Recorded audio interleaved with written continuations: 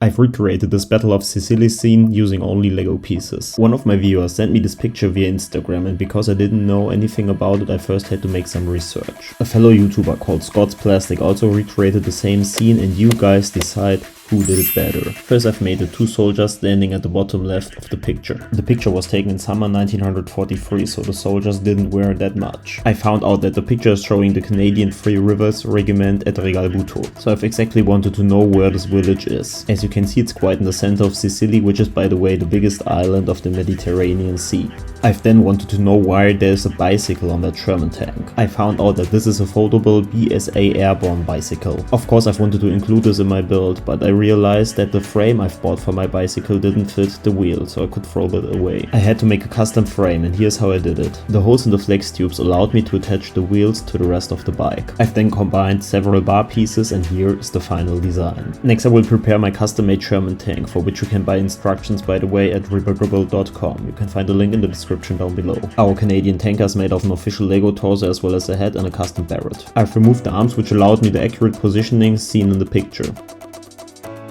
The second soldier standing at the back also has a barrette. Now we'll add some cargo and of course the bike to the tank. Because of the small scale, unfortunately my bike isn't foldable, but this isn't a problem because it just takes some small modifications to attach it to the tank. I've then added some smaller pieces, a jerry can, the soldier, as well as a small bag. And here's our fully geared out Sherman tank. We have the needed background information, minifigures and the tank are done, so let's start building the actual scene. I've agreed with Scott that we both build the scene at 32 by 48 studs. At first I've raised the base plates by a brick and a plate. Next I've marked the road where the Sherman will drive on. The sidewalk where the two soldiers are standing is quite damaged, so let's recreate this. I've used corner tiles to simulate the cracks in the sidewalk. Next I've recreated the traces caused by the tracks by using these grill pieces. I've then covered the rest of the road by using various tiles and plates. The Allied forces heavily bombed out Sicily, which caused a lot of damage at the houses. I've again used a lot of plates, bricks and these corner tiles to recreate the rubble next to the soldiers. Since I've made this house out of light bluish grey and tan bricks, of course the rubble had to include both colors. I've used modified bricks with a stud on the side, which allowed me to place these slopes sideways. I really like this technique whenever it comes to building rubble. It looks like these two are cleaning the damaged road. I've then used a combination of G-slopes and wedged slopes to round up this part of the build. After adding some plates in the back, it was finally time to build the first house. The damaged house is the main part of the picture, so I had to make it as accurate as possible. I've decided to use arch pieces to simulate the damaged wall. Next I built the arch on the left. I've used the same arch pieces as before, but this part of the build is less damaged. The black wall in the back works as border. I've also added one on this side. I've then completed the rock of rubble next to our two soldiers. I've again used a combination of slopes and plates to recreate this. Once again I've needed a modified brick to attach the plate. My next step is to complete the first floor of the house as well as building the second smaller rock of rubble. I've again placed a black wall behind the door. These headlight bricks allowed me to place these plates sideways and even perfectly end up with the rest of the wall. I've used this technique to again simulate cracks by using these wedged tiles. I've then placed 2x4 plates at the top to round everything up. Let's continue building the heavily damaged second floor of the house. For stability purposes I've added 2 layers of plates first. I've then complemented one more door and the damaged walls inside of the house. I've even included this tiny picture by using a 1x1 reddish brown tile. With the rest of the building process you are already familiar with. I just used a lot of 1x1 bricks as well as 1x1 bricks with a profile, which are also called masonry bricks. And again, I've added a black background. Before I can build the final part of the house, which is the roof, I had to finish the second floor. I've then recreated the details above the door by using 1x1 tiles in light bluish grey. Next I add the back wall, which I've already prepared. For the roof I've added these dark bluish grey bracket pieces. I've then put a lot of plates together and rounded the design up by using tiles. For the damage of the roof I've used some bar pieces as well as slopes. I've also placed some 1x2 tiles at a slight angle.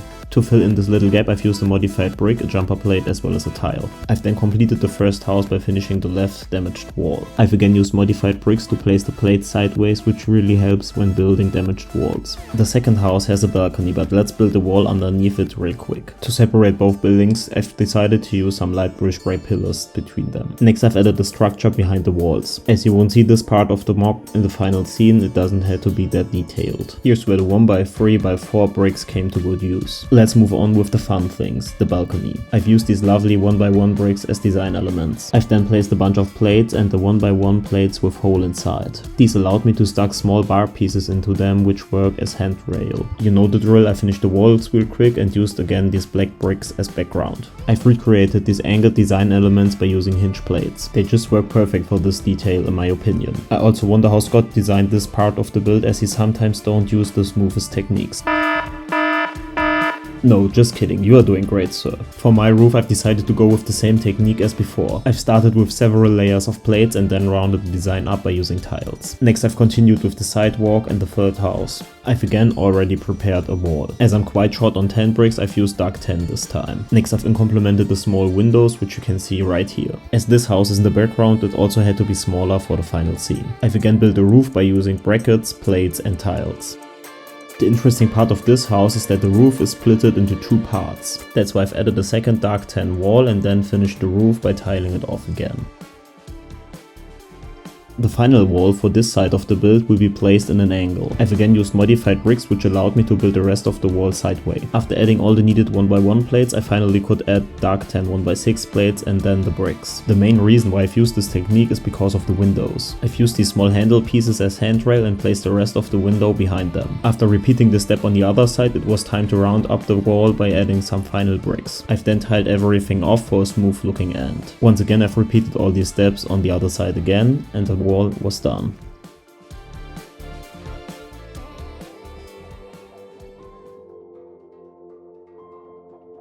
Next I've prepared the angled sidewalk by using these wedge plates and tiles. I've also again used the tiny corner tiles. Now I just needed to use the same wedges and 10 to complete the road. Before I could add the freshly made wall, I first had to tile off the area where it will stand. It's always super satisfying watching how tiles add so much more smoothness to a build.